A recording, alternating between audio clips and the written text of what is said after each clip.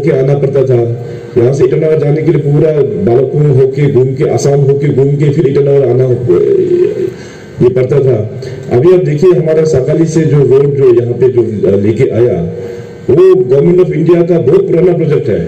ये प्रोजेक्ट जो हमारा जो स्वर्गीय पिताजी दोरजी खंडू जी का टाइम में ट्रांस अरुणाचल हाईवे उस जमाने में सैंक्शन मिला था, मगर टाइम मिली उसको बाद में जो टाइम जो टेक हुआ, क्योंकि भारत सरकार ने उसको अच्छे से फंडिंग नहीं किया, तो फंडिंग नहीं करने के कारण से काफी स्लोली काम चलते रहा। मगर 2014 से जिस प्रकार से अरुणाचल प्रदेश का जितने भी जो प्रोजेक्ट्स है, खास करके हमारा हाईवेज में इतना अच्छा फंडिंग करके अभी लगभग सभी जगह हम लोग ने रोड कंप्लीट कर दिया है। और जहां जहां अभी रिक्वायरमेंट है उसका भी हम लोग पूरा लिस्ट बना के भारत सरकार के साथ में हम लोग टेकअप हम लोग कर रहा है। तो कनेक्टिविटी जो हम लोग का एकदम जो बोटलनेक जो प्रॉब्लम था, उसमें भारत सरकार का बहुत बड़ा योगदान है। अब एक बार कनेक्टिविटी आ जाने के बाद हमें पूरा विश्वास है, नॉट ओनली इन रोड्स, अभी रेलवे का भी हम लोग का यहाँ पे सर्वे का काम चल रहा है अरुणाचल प्रदेश में। इसके बाद हमारा एयरपोर्ट का, एक बार ईटानगर में एयरपोर्ट बन जाने के बाद पूरा सिनेरियो चेंज हो जाएगा अरुणाचल का। और चौथा जो है हमारा डिजिटल कनेक्टिविटी। तो डिजिटल कनेक्टिविटी के लिए भी मैं जो ऑनरेबल प्राइम मिनिस्टर साहब के साथ में बैठा दिल्ली में, तो मैंने कहा कि जब भी अरुणाचल में हम बॉर्डर डिस्ट्रिक्ट्स में जब जाते हैं, तो मैं अपना इंडियन आर्मी और सीएपीएफ का साथ भी मिलता हूँ और अपना गाँव वाला का साथ भी मिलता हूँ। तो उन लोगों का पहला जो रिक्वेस्ट होता है सरकार से, ये है हमारा मोबाइल नेटवर्क चाहिए बोल के काफी डिमांड आ रहा है। और तो मैंने पीएम साहब को रिक्वेस्ट किया कि इसको प्रायोरिटी में उसको एड्रेस करना बहुत ही जरूरी है। तो ऑनरेबल प्राइम मिनिस्टर साहब ने तुरंत मीटिंग बैठा के वहां पे अरुणाचल के लिए अभी 980 4G टावर्स का सैंक्शन हो गया, टेंडर भी हो गया, बहुत जल्दी काम शुरू भी हो जाएंगे। तो इसलिए यहाँ का जो प्रशासन है, अपना राजीव साहब है जो एडीसी, और अपना ये डीसी साहब से भी मैं अनुरोध करेंगे कि जहां जहां इस कमिंग में अभी 4G नेटवर्क जहां पे टावर नहीं पकड़ता है, उन सारा जगह का लिस्ट हमारा सेक्रेटरी आईटी एंड कम्युनिकेशन को दे दीजिए। उसमें हम वहां से 4G टावर मैं आप लोगों को भेज देता हूं। अरुणाचल प्रदेश का देखिए, हमारा आप सबको जानना बहुत जरूरी है, नॉर्थ ईस्ट का सबसे बड़ा स्टेट अरुणाचल है। और अरुणाचल का पोटेंशियल बहुत ही अच्छा, हम लोगों का पास रिसोर्स है। उस रिसोर्स को हम लोग अच्छा से प्लानिंग करके उसको रेवेन्यू में हम लोगों को कन्वर्ट करना बहुत जरूरी है। अभी ऑनरेबल प्राइम मिनिस्टर साहब ने जब कोविड के बाद में उन्होंने एक दिशा दिखाया हम सब देशवासियों को, आत्मनिर्भर भारत मतलब सेल्फ सस्टेन हम लोगों का करना चाहिए। उसी प्रकार से मैं तो हमेशा बोलते रहता हूँ, अरुणाचल प्रदेश में बहुत रिसोर्स है हमारे पास। अगर हम चाहेंगे, अगर हम सब जनता और सरकार मिलके हम लोग काम करेंगे, तो अरुणाचल प्रदेश सेल्फ सस्टेन होने के लिए कोई रोक ही नहीं सकेगा। अभी का टाइम में क्या है कि हम लोगों का एक स्पेशल कैटेगरी में आने के बाद में 90:10 फंडिंग हम लोग गवर्नमेंट ऑफ इंडिया के ऊपर ही डिपेंडेंट है। 90% गवर्नमेंट ऑफ इंडिया का ऊपर डिपेंडेंट, 10% जो है हम लोग कंट्रीब्यूट करते हैं। तो ये फॉर्मूला जो है भविष्य में कब तक चलेगा? अभी एक एग्जाम्पल के रूप में, जो बच्चा का जन्म होता है तो उसको पेरेंटिंग करके हम लोग छोटा से देखभाल करते हैं उसको, लेकिन एक सर्टेन एज होने का बाद, 18 साल होने का बाद उनका पूरा हक उनको मिल जाता है, वोट डालने का भी हक मिल जाता है, शादी करने का भी वो मतलब क्वालिफाई हो जाता है उसमें, तो इंडिपेंडेंट हो जाता है वो बच्चा जो। तो उसी प्रकार से हम लोग का स्टेट भी आगे हम लोग को सोचना चाहिए। 72 से यूटी होके हम लोग चला, 87 से अभी हम लोग फुल फ्लेजेड स्टेट होके हम लोग चल रहा है। अभी हम लोग 34-35 इयर्स इंडिपेंडेंट एक स्टेट का दर्जा मिलके हम लोग चला है। तो धीरे धीरे अभी हम लोग इंडिपेंडेंट होके अपने लिए हम लोग खड़ा होना चाहिए। कहने का मतलब, कब तक हम लोग भारत सरकार के ऊपर में निर्भर करते रहेगा? क्योंकि भारत सरकार जो है पूरे देश को देखना है। भारत सरकार की ओर से जो भी मिलना है वो तो मिलेगा ही, भविष्य में भी मिलेगा। लेकिन अगर वाकई में अगर आप हम सब चाहते हैं कि अपना स्टेट को तेज गति से प्रोग्रेस करें, तो इसलिए अभी सरकार का हम लोग पॉलिसी बना रहा है, लोगों को कैसे सेल्फ एम्प्लॉयमेंट करना है, कैसे हम लोग का रिसोर्सेज को रेवेन्यू के तौर पे हम लोग अभी प्लानिंग चल रहा है, उसमें आप सब जनता का सपोर्ट होना बहुत ही जरूरी है। तो मैं सोचा कि आज सियांग ताजो में आप सभी लोग यहाँ पे जो बैठे हुए हैं, इस सियांग ताजो का और पूरी डिस्ट्रिक्ट का भी सीनियर्स लोग आए हुए हैं, तो ये पॉइंट आप लोगों का बीच में रखना बहुत ही इंपॉर्टेंट मैं समझा। नहीं तो देखिए आज यहाँ पे जो ऑनरेबल एमएलए सियांग ताजो के मंफी साहब ने जो यहाँ पे मेमोरेंडम दिया, कुल मिला के 17 पॉइंट मेमोरेंडम दिया, और वो भी आपको भी पता है कि 17 पॉइंट हम भी कर नहीं पाएगा, वो आप लोग भी जानते हैं, एमएलए साहब भी जानते हैं, मगर फेजिंग करके आप लोग भी एक्सपेक्ट करते हैं कि स्टेगर्ड वे में इस साल ये देगा, नेक्स्ट ईयर ये दे देगा, तो फेज करके हम लोगों को ये काम को करना है।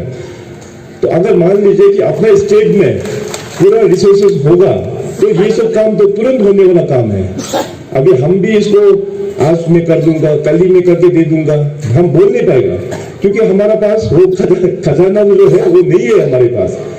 एक कहावत है, जितना आटा उतना रोटी, जितना आटा उतना रोटी, और वो सब आटा को रोटी बना के पूरा अरुणाचल में हमको बांटना है, तो सबका अपना अपना शेयर होता है, तो उस शेयर में जो भी मिलेगा उसका मुताबिक से डेवलपमेंट होगा। तो अगर आपको रोटी ज्यादा चाहिए तो आटा भी ज्यादा हम लोगों को पैदा करना होगा। अभी कहने का मतलब हम लोगों को रिसोर्सेज को रेवेन्यू में जनरेट करना होगा, तब जाके हम लोगों का जितने भी जो एस्पिरेशंस हम लोगों का एक फीलिंग होता है डेवलपमेंट का डिस्ट्रिक्ट पर, वो हम लोगों का मीटअप होगा। तो इसलिए रिसोर्स रेवेन्यू जनरेशन पर हम लोगों को बहुत ध्यान देना बहुत ही जरूरी है। और रेवेन्यू जनरेशन के लिए पूरा स्टेट में इन जनरल हम नहीं बताते हुए 4 सेक्टर बहुत ही हम लोगों का इंपॉर्टेंट है, वो सब आपको पता भी है, मैं बहुत सारा प्लेटफॉर्म में हमेशा बोलते रहता हूँ। हाइड्रो पावर हो गया, टूरिज्म हो गया, एग्रीकल्चर एंड एलाइड, इसके बाद माइनिंग सेक्टर। तो इन सब सेक्टर्स में अभी हम लोग का अच्छे से काम चल रहा है। टूरिज्म में अभी आप लोग थोड़ी देर पहले यहाँ पे बताया माफी साहब ने कि सियांग ताजो जो है वो काफी सुंदर जगह है, और कल शाम को हम लोग का जो माउंटेनियर जो तपी मारा का भी प्रेजेंटेशन देखा हम लोग ने कि इतना यहाँ पे सुंदर, यहाँ पे अपना माउंटेन्स भी है, यहाँ पे पूरा वर्जिन माउंटेन्स है जो अभी तक स्केल भी नहीं हुआ है। तो भविष्य में ये सब जो है काफी रेवेन्यू जनरेशन में टूरिज्म क्षेत्र में आएगा। अभी आज देखिए कि माउंट एवरेस्ट में जो लोग स्केल करते हैं वहां में तो फीस इतना हाई है, जो भी एवरेस्ट पर वहां पे जाता है कम से कम आई थिंक 30 लाख या 35 लाख का रेवेन्यू वहां में देख के नेपाल गवर्नमेंट को जमा करके तब जाके उन लोगों को चढ़ना पड़ता है। तो नेपाल गवर्नमेंट माउंट एवरेस्ट के नाम में इतना वहां पे हजारों लाखों डॉलर्स वहां पे कमा रहा है। तो उसी प्रकार से अरुणाचल का भी आई थिंक माउंटेनियरिंग इसको हम लोगों को एक नया दर्जा हमको देना होगा। मैं सवेरे ताबी महाराज जी के साथ भी बात किया, और उनका जो इस एरिया का हम लोगों का ईस्ट कामेंग और तवांग में ही अच्छा पीक्स वगैरह है, भविष्य में हम लोग उसको किस प्रकार से आगे लेके जाएंगे, इसको हम प्रॉपर एक पॉलिसी के रूप में हमें डिपार्टमेंट के साथ में बात करके इसको हम जरूर टेकअप करेंगे। और मेरा मेन मकसद यहाँ आने का था कि ये 2 रूट, तो मैं लास्ट ईयर 2 साल पहले शायद जब मैं अपना सेपा में आया था, तो उसमें भी मैंने पब्लिक कमिटमेंट मैंने बताया कि इस 2 रूट को हम जैसे भी ठीक करके पब्लिक को हम देंगे। और आप सबको पता है कि ये सेपा सियांग ताजो का जो कहानी है, किरण जी भी यहाँ पे बताया, एमएलए साहब भी यहाँ पे बताया, ये बहुत ही पुराना एक रोड है। तो उसमें सैंक्शन हुआ, फिर रिवाइज भी हुआ, मगर ग्राउंड में जिस प्रकार से काम होना चाहिए उतना काम नहीं हुआ। तो इसमें अब इन्वॉल्वमेंट का देखा जाए तो अभी अपना जो ईस्ट कामेंग के जो आस्को की टीम और ईस्ट कामेंग के स्टूडेंट्स लोगों का टीम और पूरे जनता लोग ने और एमएलए लोग ने भी कहा कि इसके ऊपर में आपको SIC लगा के इसको सच्चाई जो क्या है वो पब्लिक के सामने में लेके आना जरूरी है, क्योंकि ये पुराना प्रोजेक्ट है। तो मैंने कहा कि हमारा टेन्योर तो 2016 से शुरू हुआ, 2016 से जो भी गड़बड़ होता है आई टेक द रिस्पॉन्सिबिलिटी, उसका रिस्पॉन्सिबिलिटी मेरा है। उससे पहले जितना भी जो करप्शन या जो भी हुआ, क्योंकि मैं उसमें CM नहीं था, तो मैं इतना इंटरेस्ट भी नहीं हूँ उसको किसी को मतलब खोद के पुराना चीज को निकालने के लिए, हमारा इंटरेस्ट भी नहीं है।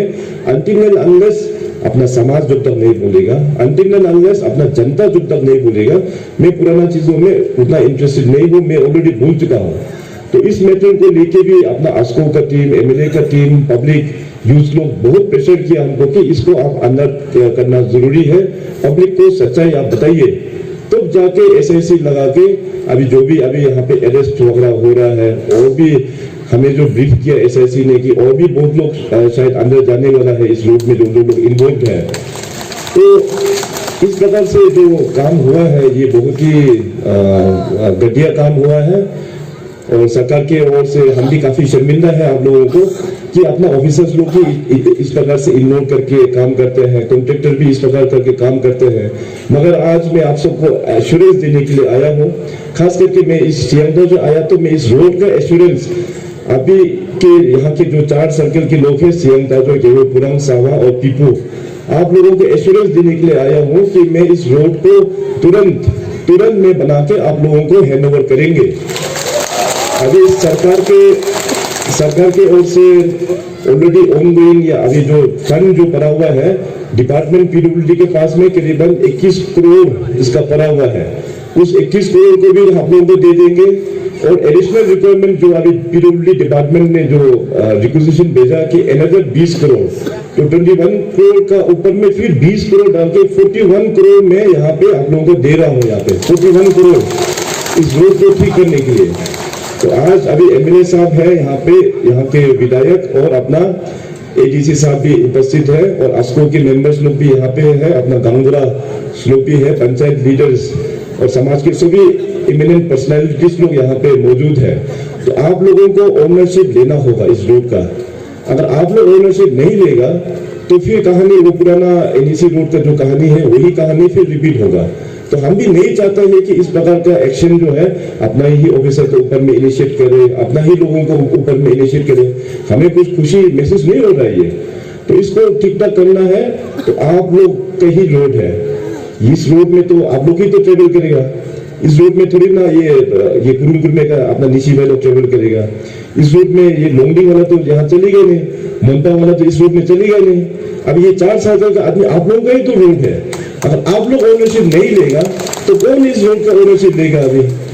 तो इसलिए सरकार के पास में फंड कम होने का बावजूद भी मैंने 41 करोड़ आप लोगों को देने का वादा मैं करके जा रहा हूँ, तुरंत मैं सैंक्शन कर दूंगा। और एग्जीक्यूटिव इंजीनियर अभी PWD का यहाँ पे नए हमने एक तो भेजा हुआ है, अच्छा ऑफिसर है, उनका देख रेख में आप इस रोड को आप लोग अच्छा से बना दीजिएगा।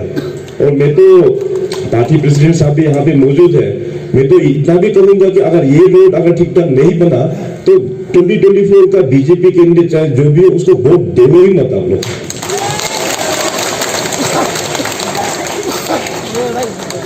और बाकी क्योंकि पार्टी जो है, जैसे अपना प्रेसिडेंट साहब ने जो कहा, ये पार्टी विद डिफरेंस है भारतीय जनता पार्टी। और CM साहब ने मतलब CM ने जो बोल दिया वो पार्टी का कमिटमेंट है। तो पार्टी कैडर्स आप लोगों को और भी इसमें आगे इसमें काम करना होगा, नहीं तो 9 CM ताजो से 2024 में BJP कैंडिडेट को अभी यहाँ से वोट मिलने वाला नहीं है। तो अभी बाकी जो मेमोरेंडम हो गया 17 पॉइंट मेमोरेंडम में, और इसमें अभी एक इम्पोर्टेंट रोड जिसमें मेमोरेंडम में भी यहाँ पे मेंशन है और हयांग माफी जी ने भी जो यहाँ पे बताया, मैंने अपना बामंग फिलिस जी और हम लोगों ने बात करके उनके वहाँ से जो संग्राम से होते हुए यहाँ पे सियांग ताजो तक का एक हाईवे का एक तो हम लोग ने ऑलरेडी प्रपोजल गडकरी साहब को बात किया, और इन प्रिंसिपल एग्रीड भी हो गया, और सर्वे का काम का टेंडर भी हो चुका है, और सर्वे का काम अभी ग्राउंड में चल रहा है। तो हम भी यहाँ पे चाहेंगे कि जो वहाँ से काम शुरू होने का बाद जब यहाँ पहुंचेंगे तो लॉन्ग रन के लिए अपना सिप्पा और सियांग ताजो का बीच में भी एक बड़ा रोड होना बहुत ही जरूरी है। तो पहले तो हम लोग ये छोटा जो रोड अभी है उसको अच्छा से मेंटेन करके रखेंगे, क्योंकि वहां से रोड यहाँ पहुंचने में काफी टाइम लग जाएगा। जैसे अभी टाइमली हम लोग 2 साल या 1 साल के बाद में फिर दोबारा हम टेकअप करेंगे कि यहाँ से जो एक्सटेंशन जो है फर्दर हम लोग सिप्पा तक लेके जाएंगे। इसको भी मैं आने वाला दिनों में आप लोगों को एश्योर करता हूँ। और बाकी जितने भी जो यहाँ पे मेमोरेंडम लिखा, यहाँ पे पावर के लिए भी यहाँ पे लिखा, डिविजनल ऑफिस, ये सब तो काफी छोटा बात है, हम पूरा करके देंगे। मैं इतना वादा करता हूँ इस 17 पॉइंट मेमोरेंडम में जो भी इस फाइनेंशियल ईयर में, इस साल का जो फाइनेंशियल ईयर है, जो भी हो पाएगा हम तुरंत आपका MLA का थ्रू से हम कम्युनिकेट करेंगे आप लोग जेपीएम्स लोगों को भी और पार्टी को भी हम बताएंगे कि इस साल हमने इस मेमोरेंडम से क्या क्या काम हम करने वाला है। मैं वापस जाके अपना प्लानिंग और फाइनेंस के साथ में बैठूंगा, डीसीएम साहब जो फाइनेंस प्लानिंग मिनिस्टर है उनके साथ बैठ के क्या क्या चीज इस साल हो पाएगा हम तुरंत देंगे, और इस साल जो भी नहीं हो पाया हम नेक्स्ट ईयर आप लोगों को जरूर हम प्रोवाइड करेगा, इसको मैं आप लोगों को वादा करता हूँ।